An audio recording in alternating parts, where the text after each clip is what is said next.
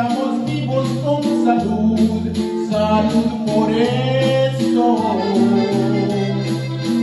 En familia demos las gracias a Dios. Hoy no hay malos entendidos ni reclamos, olvidemos diferencias por favor. Los humanos siempre nos equivocamos y es de hermanos perdonar algún error. Salud por eso. Disfrutemos por favor de la reunión. Esta reunión es para poner las cosas claras entre hermanos, para olvidar las tonterías del pasado, porque mañana a lo mejor pues ya no estamos. Esta reunión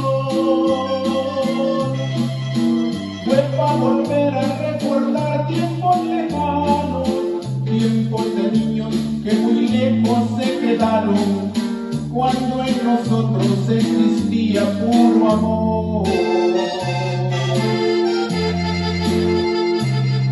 Si mañana no estuvieran nuestros padres, o por si alguno de nosotros no está en la próxima reunión, salud hermanos por amarnos como a nadie, salud por eso.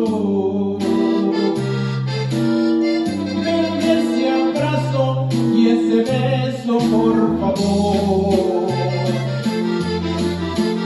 Fue tan hermoso en esta vida tanto amor, que si volviera yo a nacer le pido a Dios los mismos padres y también mismos hermanos, la misma esposa que me ha dado el corazón, los mismos hijos que me aman y que amo. Salud por eso.